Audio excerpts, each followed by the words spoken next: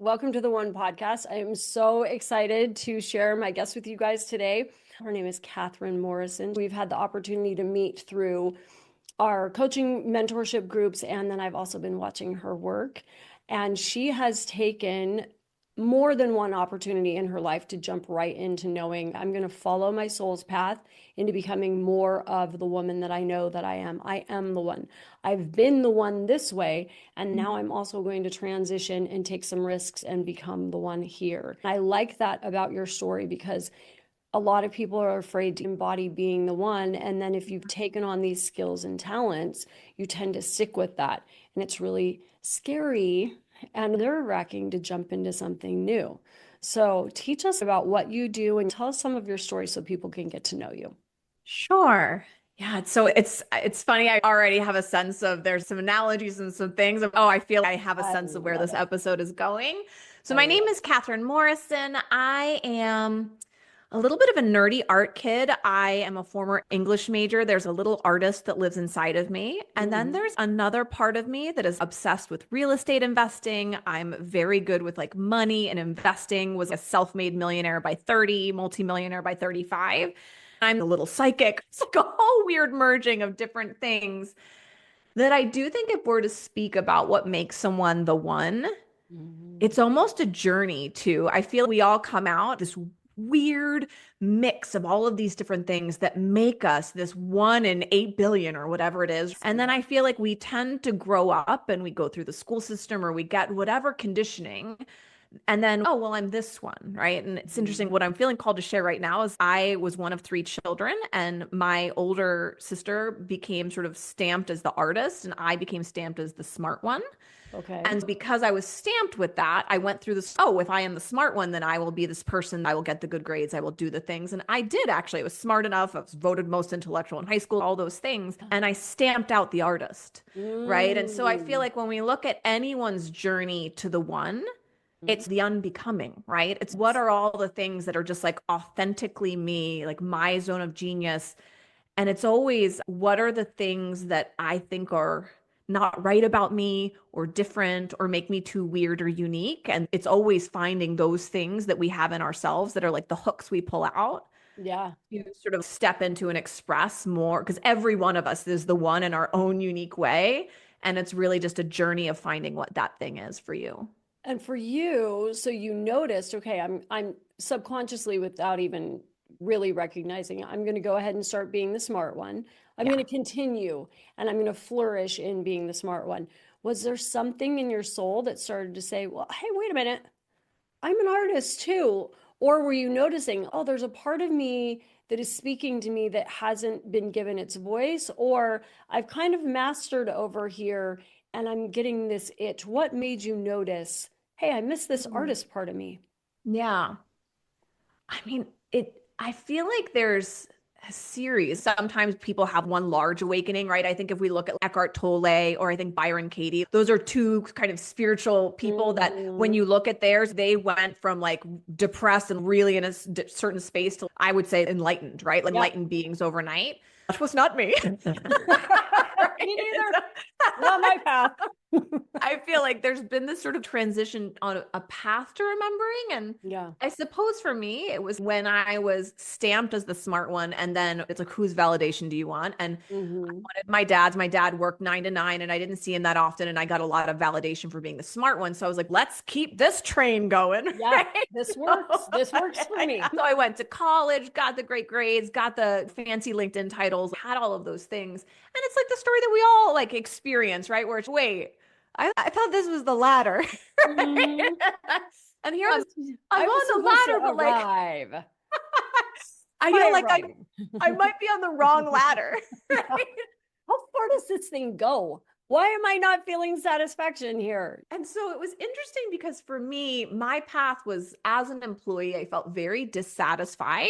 I feel like I have a very entrepreneurial spirit, but I don't know, the conditioning was so thick that I was meant to be an employee. It never even occurred to me to start my own business. Right. So when I was a dissatisfied employee, I was like, oh, my way to get out of this is I'll get really good at managing my money and then I'll Mhm. retire early. That was literally the path. I will just work at this job. I had not found coaching, everyone.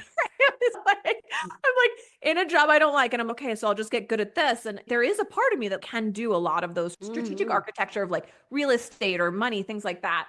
And that was really what created my first million in net worth. And Yeah. then as I got there, I remember I was working at my last job and I had a friend named Andrew and Mhm. I was complaining about how I hated my job. Mhm. I just thought this was life, right? I'm like, Right. oh, this is what we do. We just complain.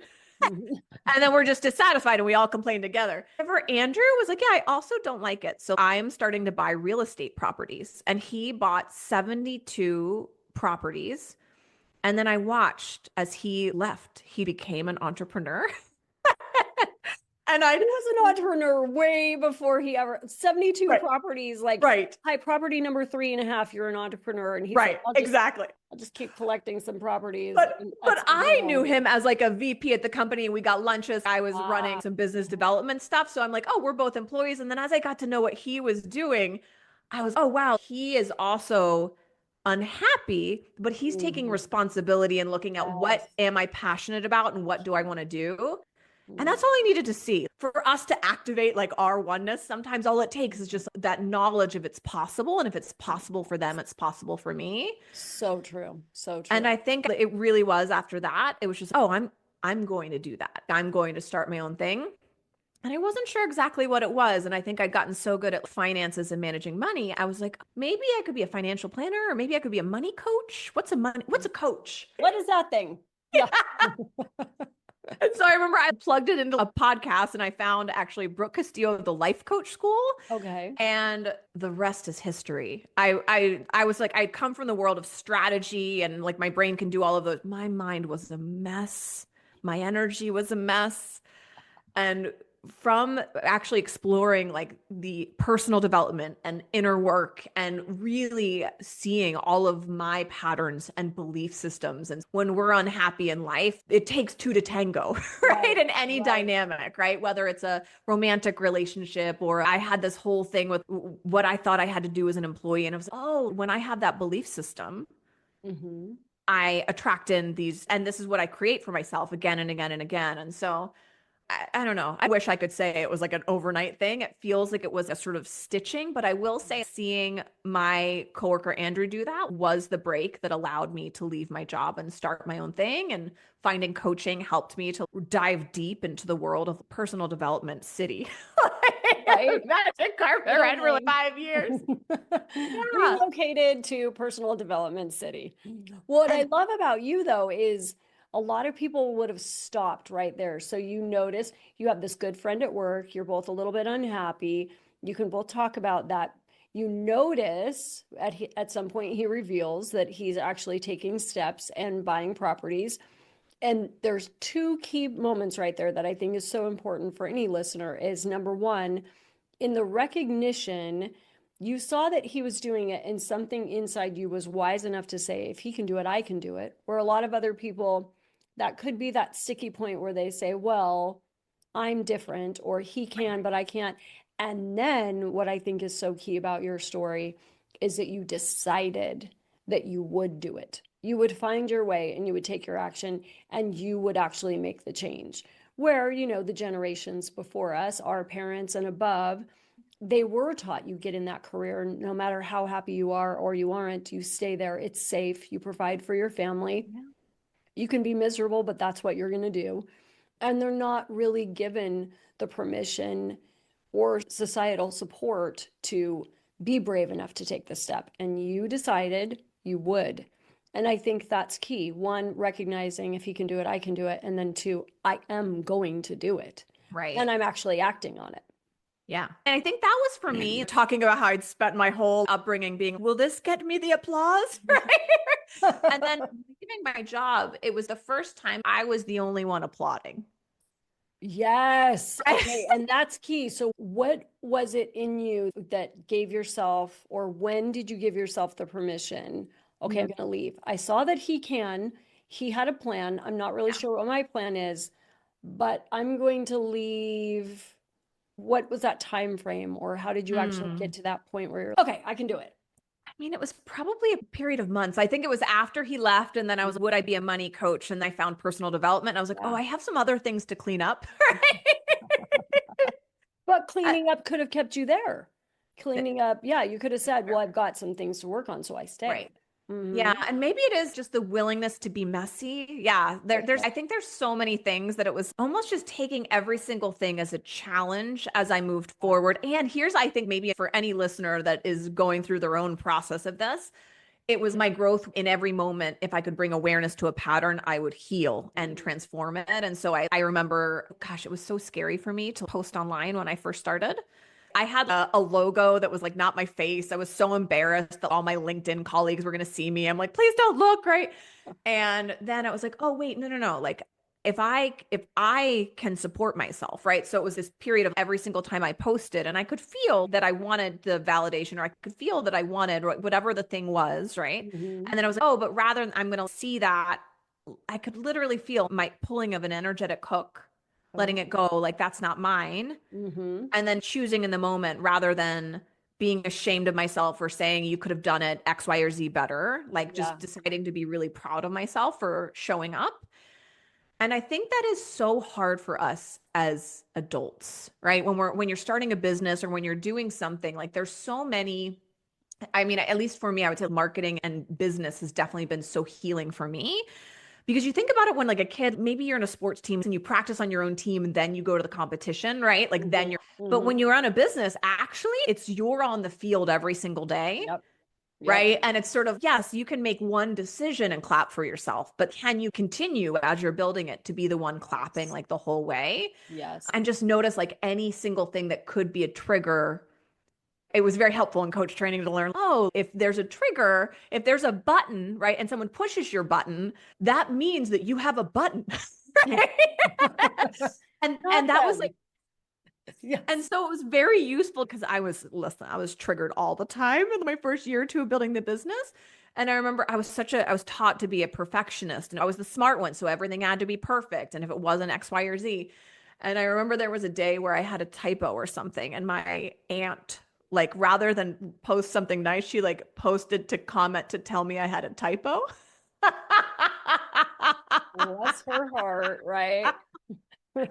And in that moment, it was like, you know what? I understand where this comes from. There's like a lineage of this that's been passed down from gender.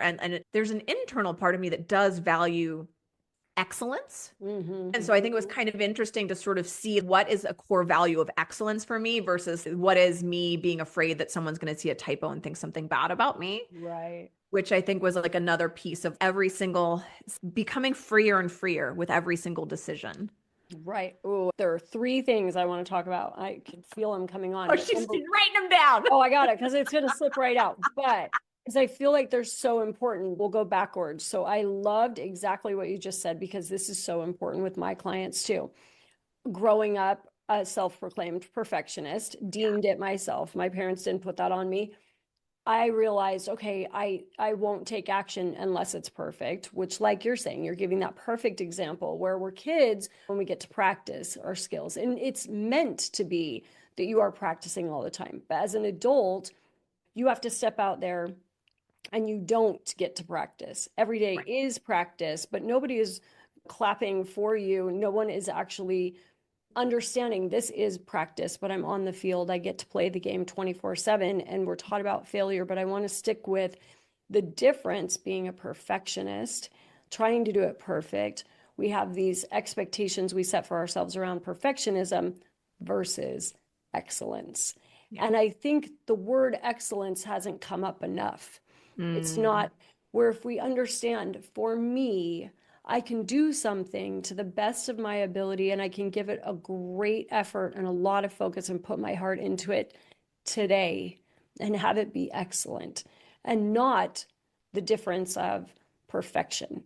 I can't do this unless, or I'm only doing it if, and that yes. excellence doesn't have to be totally unattainable or without flaw, right? Right. Well, and I think it was, at least for me, it's been such a journey, but just Oh, yeah. especially like running my own business and gaining new skill sets. Mm-hmm. It Mm-hmm. was how does one achieve excellence is through practice, right? How does one achieve, and it's through repeated mistakes and then learning. I'm also a Yes. 3 line in human design, so I got a lot of Oh, trial and error in bless me. your hearts. Right. And so it was like that.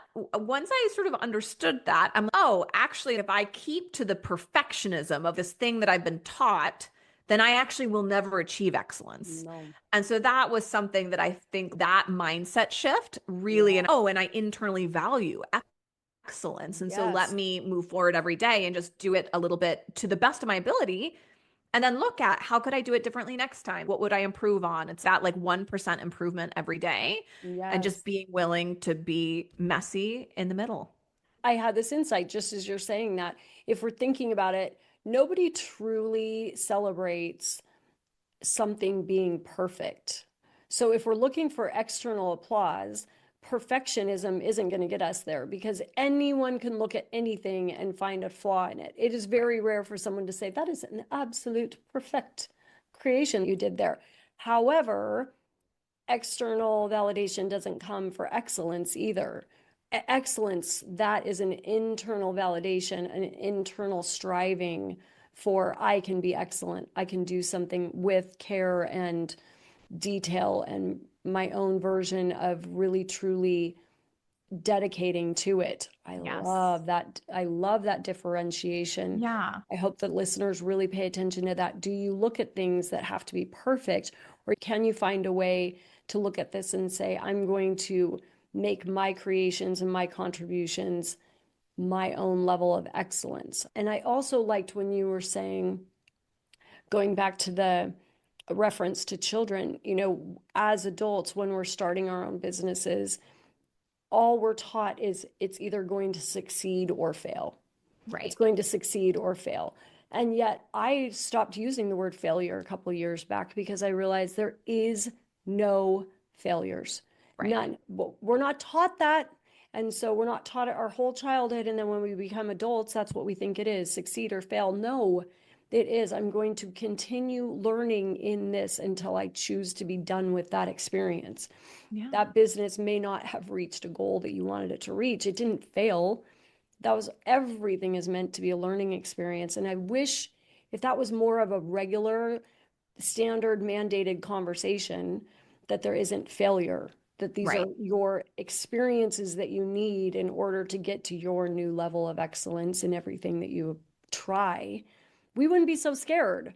Well, and I think it's also just recognizing success or failure. I guess what we're talking about is like the journey from external to internal, right? Because Mm-hmm. there's been certain times where I've had what even you would say was an external success, but internally, right? Like when I was unhappy in my job. I think another thing, I don't know if we'll talk about, well, I grew a very big mindset coaching business and then had this big spiritual awakening. And I was like, this isn't it, right? And Love that. even though on the surface, everything was very successful, it was an internal failure because I could feel there was a lack of, and I don't, maybe not integrity, but alignment for me. Mm, And just certain things. It's interesting because I feel like as you go off and you become the one, yeah. it almost feels like there's this first iteration where you're sort of leaving of, I would call it the matrix, right? Where it's, oh, this was everything that was conditioned from my parents and everything. It feels like there's this first thing and it's like, okay, I'm now sovereign. And now this is the thing that I'm creating. And this is what success or failure looks like. And now I'm playing my own game. And then the journey of being the one, the best analogy that I sometimes give that I feel like often clicks for people is where our soul is called. There's where our soul is called. Mm-hmm. And then there's just the world that's going to be knocking us around. And Yeah. I think of airplanes, and even when an airplane knows its destination, at Mm-hmm. any given time, it's always routing, right? The navigation system, it's the crosswinds or the tailwinds or the headwinds are Mm-hmm. always knocking the airplane a little bit out of alignment. So it's Yeah. this continual these little micro adjustments all the time to make sure it's staying on its path. And I think when we're really awake and aware to what that path is for us, we can be making those little micro adjustments. But then Yeah. sometimes, even when we feel like we've awakened, we can fall asleep a little bit Yeah. and get a little bit off track. And then those things require larger sort of corrections or adjustments. And it is this success for me, even if it looks a certain way on the outside, I will know if it's success because I will feel it. Deep peace. For me, I'm a manifestor. I feel deep Yeah. peace in my soul. With my clients, I always talk about, I use the same example. You've got a plane who's starting at one departure location and then it's got to reach its destination. But take that plane and you take it 1 degree off and you're going to end up in China instead Yeah. of JFK, right? So for me, it is consistent micro shifts. There's just Right. those little micro shifts all the time. But I do want you to tell your story because I think it's really interesting. When I look back on my life, I'm a manifesting generator 2-4. And for those of you who don't know what that is, it's human design. You can look it up. We have guests that talk about this. Yeah. Manifesting generators, I know it's like foreign language, but it's actually fascinating. But I think there's been versions of the one, and that to me, that's what it is. You aren't just one mission, one soul, one, you are one soul, but that soul has different levels of things that it wants throughout its life. And some people can find one specific calling and be so Yeah. satisfied in that. But for you, you had this big business that you grew, and then there was a turning point where it was no longer on the path, right? It was satisfying, and then it wasn't anymore. Talk about that. Yeah. Well, it was interesting because once I found coaching, I started off in the mindset coaching world, but then at the same time, so I'm like, how far off track are we going to go?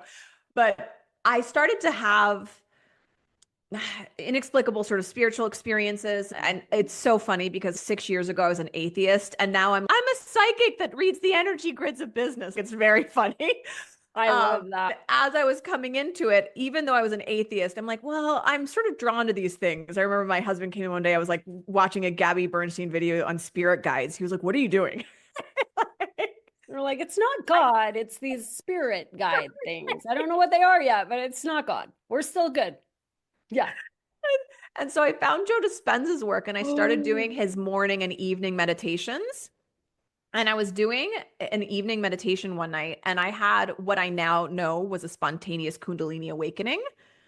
But listen, if you had asked me at the time, I thought chakras were dumb, right? There were all of these judgments I had around these things. And then I was like, what just happened to me? Like, I really had a moment where I was like, am I getting abducted by an alien? My energy is getting sucked up out of my head. I don't know what's happening. And so as I'm building this mindset coaching business, there's this sort of, I don't know, this like other side of me that's starting to go to these spiritual retreats and starting to go. I started really exploring and allowing myself to follow whatever felt sparkly. I did psychic development, all of these things that were happening. And at the time, it didn't feel solid enough or integrated enough to come into my business. And so, and my business, it was a brand, was Think Like an Entrepreneur. It was all the mind. Right up here. I got it. Yep. And the mind isn't, it's an exceptionally important, I believe there's a strong reason why we have minds, right? Yes. We want to learn to work with them, but it's a great servant and a terrible master. So it was like good to get those tools around the mind. But as I got more connected to there's something deeper guiding me, it actually started to feel quite out of integrity to just have a business that was mindset only. Okay. And so I walked away from it. I was willing. I wasn't trying to blow it up and say, nobody come with me. But it just so happened that the audience that I had built wasn't as down for the journey to the spiritual realm. Thank you. You go that way and we'll remain here. So you really did just completely let it go over. Yeah. So, I mean, it was fairly overnight, but like, for instance, my podcast went from being Think Like an Entrepreneur to overnight turning into Ascension through entrepreneurship. And people are, wait, this is not the wait, where did it go? I swear this is not the name. It's not like you just changed the branding. They're like, wait, hold up. Okay, keep going. It's a little different. And there was something in me that was knowing of the fastest way for me to turn over the energetics of the business is for me to lean all the way forward into this next thing. So if you ever go to my podcast, I don't even actively run it anymore. I stopped after, I don't know, 4 years or something, but it was so sharp. So the in between the turn, it like went from Think Like an Entrepreneur to Ascension through entrepreneurship. And I remember picking 6 episodes that were Dark Night of the Soul, right? Like all spiritual awakening, and like all of those things. And it was just, I'm going to lean into this and run with it, run in the direction that I'm going. And the fastest way for me to get there is to follow this, because I think a lot of people, when they decide to make a turn, they take 2 steps and then they look for validation. And then they're like, wait, you're not coming. Let me go. And thank God, it's probably good that I was not looking at my podcast statistics, because I probably lost like 70% of my listenership. And at that point I had Spotify had ranked me. I was like top 5% worldwide for shares, right? So it was a very big, drastic drop. But I was able to, it was tough, but I let go of a $500,000 business and like completely changed over the offers, completely changed over the niche, right? And I really stepped into the next level of my brand, which to me felt like I was taking the mind things with me and then clicking in the deeper levels. Yes. And I was willing to whoever wanted to come. But the kind of fun story now, it wasn't fun at the time, but like only one client actually came with me Oh, wow. from one to the other. So I can't laugh without coughing. Excuse me. I'm not laughing at you. I'm just, at the time, I would have been, okay, here we well, go, and it's me and you. yeah, it's interesting because I feel like there's certain things where I'm almost glad I didn't know that Mm, because I think that my mind would have been so scared if I knew that right. was how it was going to turn out. But it was sort of Yeah. just this soul knowing I knew it was time to go in that direction. But I do remember that year and building it back. Talk about belief. I got a master class in when you can't see it, but you just Yes. know that success is coming and you have to keep walking. There were periods that felt like I was just walking through the desert. And I just remember being like, God, I know if there's only one set of footprints, please carry me. I know that I've felt called to go this way. And I know I wouldn't have been called if it weren't for a reason. But that was, and there's something there about like when I left my job, it was, well, I'm leaving like all of the conditioning I've received. I'm leaving all of these things. But there was something about feeling like I was a conscious creator Mm-hmm. and then actually choosing, I created this thing. I had a mastermind with like global clients. We're sending out boxes everywhere. And I'm now going to destroy it. I'm going to just leave stage right and walk. I think this is really important because I'm sure there will be some listeners that will say, well, you could leave and you could be that brave because you were so good with money and you had already saved up. And so you knew how, and you'd already become a millionaire and a multimillionaire so young, which, if that is your mindset, you got to give credit to how much discipline that takes at a young age to be that disciplined with money. But do you think, and maybe you can't answer this, but is there a part of you that knows, okay, no matter what, I could have had the courage to follow that path if I hadn't have created the cushion? Or do you Hmm. think that gave you some extra freedom in the You I know, can do this? I do genuinely think everyone is different. I'm currently running my first money mastermind. And so Yes. it's interesting. I've been like coaching a lot of people on their own sort of money mindset. And I Mm-hmm. honestly, it's interesting because the story I just told makes it sound like, whoa, but I would actually say my tendency and risk tolerance on the lower end of what, which I think is on the high end for the general population, but Yes. probably on the lower end for entrepreneurs. And so I will say I feel there are certain things, and I have 3 children. There's just certain things for me that when I think about creating safety, it was I just wanted to make sure that I wasn't going to lose my house or Right, something, right? right. And so that was something that was really important to me, but it's just interesting because I feel like there's so many people that I coach who have a lot of money and then they use that to be complacent. Right. Because it can go one way or the other. And I Right. deal And with so that it's a just, lot. are you using your circumstances for you or against Or you? I think like against for you. every story like me, where it's, I recognize there was, oh, I'm scared to go this way Mm, because I don't have enough of a cushion or something. So then I was, oh, well, how do I build a cushion? right. And Right. I And think, whereas I think there's some people that really are, I genuinely, it's very, I really admire. There's some people that they actually do best when they leap and they just try, oh, the net's gonna catch me kind of thing.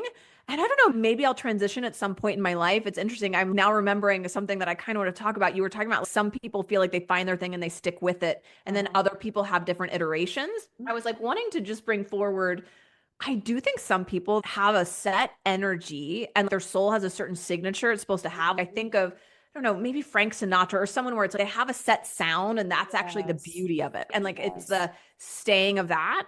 Hmm. And then there's some people, which maybe for anyone listening, something that was really useful for me early on was choosing a muse. And it wasn't a very mental thing. It was like this felt sense of who for some reason have I always felt very drawn to. And that means there's energetic codes inside of them that are there for me to learn.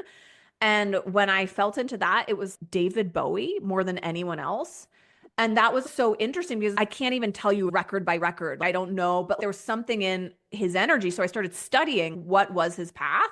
And his Ooh. thing was this constant, he was in a lot of reinvention cycles. Mm. And that has just been very interesting for me. I didn't invent that, right? I was just who seems to be a muse for me. And so I don't know, there's certain things for me where it's almost recognizing for me to say I'm on the lower end of risk tolerance. It's Mhm. almost anytime I stick something to my identity, I've got the David Bowie in me that's don't stick anything there. You might want to change.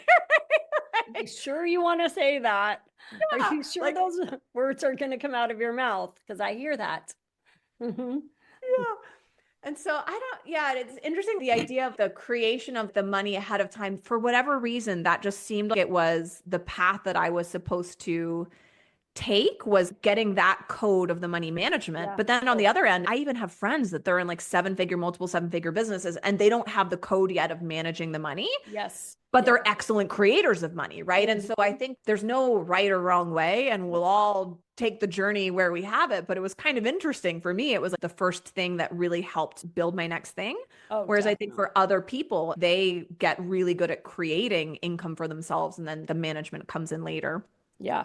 And like we've talked about, that is what makes every person in their path unique is Yeah. your gifts and your talents.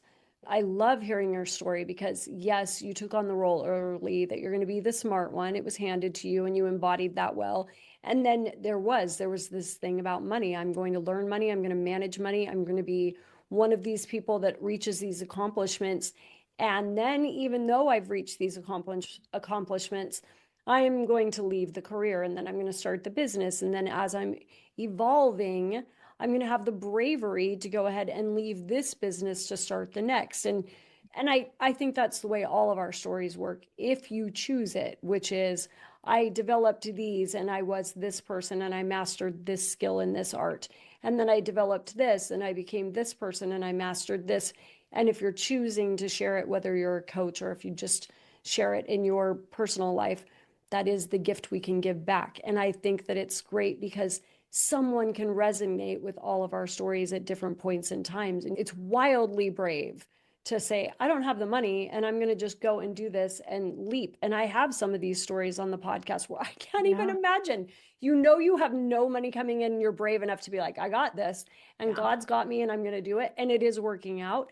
And then there's beautiful stories where you didn't know when you're creating the wealth and mastering becoming a millionaire and multimillionaire, you didn't know at that point, hey, somewhere down the road, I'm going to have this coaching business and then I'm going to walk away from the coaching business. You were just smart enough to have this foundation where something down the road that would help you to feel secure enough with your children and your home and everything to be like, all right, you know what? I'm going to be brave. This isn't aligned anymore. I'm going to walk. I don't know that I'm going to just take one with me. I'm not even going to look at my podcast numbers. I'm just going. And I love that because that models for so many people. It doesn't matter what your circumstances are. What matters is, what does my soul tell me to do? Yeah. What does my soul lead me to? And that it can change so much. I was an atheist and then I was drawn to all this energy work and then there was spirit guides. And I just was at Joe Dispenza. I love him. Oh, beautiful. Yes. Yeah. My sixth one. I love him. But to now have faith in God that this is going to work out, even saying, God, your path has been so fascinating. And it gives people the opportunity to say, okay, wait, this is who I've been to this point. Yeah. And what can I look back on and say, all right, these are things that I've been really, really good at. And my story is supposed to be different than anybody else around me. But here's where I've been to now. And what am I feeling so called to next? And do I have the bravery and that tenacity and dedication and desire to actually take those steps? And then how do I do that? And I love how you were talking about getting a muse. And I don't think that has to be permanent. I remember when I left a Yeah. religion younger, I was like, I don't even know how to function without religion. So what do I do next? Mm. And I, for a minute, found Joel Osteen. And what I liked about him at that particular point in time was he made scriptures positive.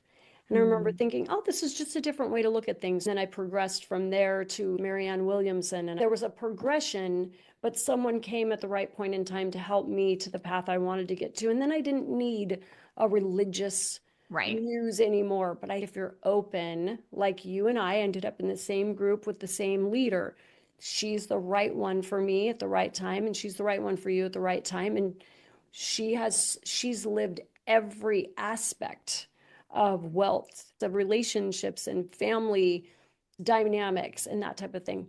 So for you right now, what's coming next for you? More expansion of your business More and expansion of my business. real estate. I remember hearing something about that. Do tell, whatever you Yeah. want to share. Yeah. Well, I genuinely love real estate. And I like everyone know you just get sparkly around certain things. And so for me, Mm-hmm. I love business, but for a long time, I have invested in real estate as a passive investor and I was actively building my business. But as the business has grown, I have a team, I have certain things. It's not like the business is totally passive. I don't ever want to give that illusion, right? No, I no, am no. still, but the business has taken on its own energy. It's like strong enough. I think of it like a child, right? Like when it was really little, it was a baby and I had to hold it and take it everywhere. And then it became a toddler. And now I feel like my business is, I don't know, maybe an 9 or 10 year old, I would let it walk in the neighborhood for a little while without Yeah, me, just check in. yeah. And so as I felt into where does my energy want to go, there's a couple things. Like the artist in me is I just want to read novels again. So I think this Ooh, year is honestly about, I think there's been so many years of learning different coaching tools and modalities and psychic mm, development and really nurturing myself there. I almost feel like my goal is not necessarily growing or focusing on yes. something. It's the little girl who wanted to sit in a hammock and read books. And I Mm, think in that there is so much healing, actually, probably more than yes. growth, I feel for myself. Um, but I love real estate and interior design. And I'm the Mm, kind of person when I go into an Airbnb, I love when a host or a hostess has thought about every single thing. Like we yep. rented an Airbnb over the summer that was in Colorado in the mountains, and they had the blankets right by the door, and they'd thought of every single I detail. love that. And there is just something in me, what you still have left in you. Just ask yourself, if I died tomorrow, what would I Yeah. be sad about? Right. And I Yes. think there's Yes. something in me that I know that if I were to pass, oh, like that was in me. There's something in me too. And it's Mm, not, I do love the monetary aspect of real estate and appreciating being able to buy a property and appreciate its value and everything that you can do. But that money comes from actual appreciation of the property, making it something that is really beautiful that people want to stay in and be in and live in. And I have a very good friend who is one of the top interior design firms in the country. She's the lead designer. They do stuff for the Waltons, very high end interior design. And I think I'm going to partner with her to probably create some really beautiful yeah. rentals. Or we haven't decided, do we want to do super luxury or do more Mm-hmm. Airbnb? But it is walking into a space and just that hostess, right? The same part of you that wants to throw a party. I don't know. There's something where it's even if a party's happening, I'm like, where are all the plates of food and thinking through the way people move through the Yes. space and like making sure that people are cared for. Yeah. Actually, maybe something that I'll share right now that's coming up to share for people. If you are in the journey of being, what is this thing, the one thing in me? Mm-hmm. It doesn't matter what you point yourself at. It's just something that will come alive for you. There's Yes. like this thing in me. If I'm designing a party, I'm not like a party planner, right? But I will think through how do we make this the best thing for the party? And then it's like in my business, I really love funnels. But to Mm, me, funnels are like a client journey. And what I love is creating beautiful journeys and experiences for people.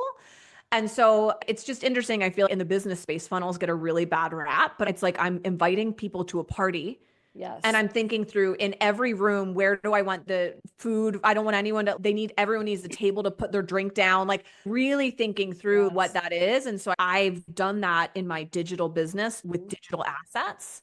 Yeah. And now you point me at a physical space and I'm able to do the same thing. And so it is interesting when you have your zone of genius that makes you the one, Mm-hmm. it's oftentimes you're blind to it because it's so easy for Yes. you. Yes. And I feel as you're talking, I feel this is your year of your artist getting more of its voice, more of its time, Yeah. more of its space to freely create anything that it wants, and just a lot more celebration and a lot more expression. That's what Yes. it feels like. A lot more of that artist that wants to just free flow in a house, not in a house. I want to read a book. I want to lay on a hammock. I want to just come alive. It feels like it's been infused in all aspects of your business, clearly, Yeah. the way you talk about your funnels. But it does feel like your artist is, my turn. My voice needs to be a little bit louder. This one has done very well. My turn, my half. What about me? Yeah. Fancy, fancy. Pay attention to me. Yeah, I love Yeah. it. Yeah, Love which I it. do think it's interesting. And here's maybe another thing, a little like tip as we're like closing it out is if you're someone who tends to have a set of desires or you have a set of things, I was noticing for myself, our mentor Melanie, she has you create a 111 list at the Oh, beginning of the year so of the 111 things, the desires that you have. And I just noticed last year, I flew first class to Dubai to be like a creative director on a photo shoot. And I did this amazing trip to Italy. There were all of these things I did. But when I looked at the things that weren't checked off the list, mm-hmm. it was wake up and not have anything on my calendar, Yeah. sit in a hammock and read. I was like, Mm. what's the theme on Yeah. the things that haven't been checked off? Right. And if you can identify that theme, just being and allowing that. And so it's Right. another thing for people to notice. If you tend to be, you're pulling forward in a lot of areas, but there seems to be Mm-hmm. this gap, that for me is for sure. So thank you for the mirror of the expression, but it's, yeah, just to be. I realized when you were talking about that real estate, I realized if I were to die, it's in me. What is it for the listeners? What is that thing? If you were to sit alone for a little bit and ask yourself, what is it in me that hasn't been given the time or the expression yet? What is it in me that I'm afraid to bring alive? What is it in me that if I didn't have the chance to get this done? It was funny. It took me everything to get this podcast out there, even though I've known for 3 years is something I'm supposed to do. The thing that made me finally want to do it is my brother had these two twins, my little nephews.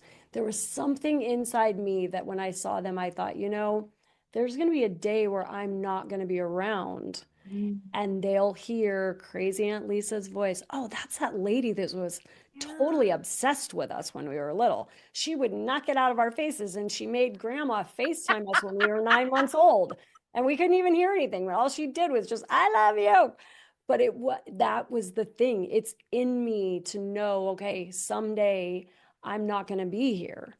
Yeah. But this podcast and the things that we talk about in these conversations will. And I think that that's key. I think for anybody who listens, whether it is something small or something huge, anything that voice is in you, you need to do it. It's in you for a reason. And there's someone out there looking for it. There's someone it will matter to. We don't need it for the external validation, but it wouldn't be in you if it didn't matter. And I think that's the whole point of this podcast is I want stories like Kathryn's where she knew instantly there were certain things that she was good at and she followed them. And then she started following another calling and another calling. And she's just got that in her to honor herself, to honor all different parts of yourself too, in a way that's brave and in a way that is, I know how to create some safety and I know how to be brave. And for me, I know how to do this mix and I know how to inspire others on that path. So I appreciate you coming on today. This has been so great. Is there anything you want to add in the last few minutes? I will just say one phrase that popped in as you were talking about your Yeah. podcast was it was inscribed in an ancient Egyptian sort of temple, but it was your deeds become your monuments. Yes. Ooh, I love that. Right. Love And it's something about, I think, as you look at what are your deeds, what are the monuments that you're building, and are those the things that you want to be the monuments of what you do in this lifetime? And it is interesting because I feel like for me, when my daughter was born, I was like, wait, I'm going to tell her to go after her dreams, but I'm not doing. There was something for you that seeing, I don't know, yes. something that activated, seeing like being an aunt and being, I want to create this and letting people reflect on that. What are the monuments that I want to create in my lifetime? Yeah. In the one woman, it's make your mark, leave your legacy. And I Mm, love your deeds become your monuments. I think that's a perfect note to end on. So thank you beautiful. so much, Kathryn. It's been a Yeah. pleasure. Thanks, you Thank you guys. for We'll see having you me. again soon.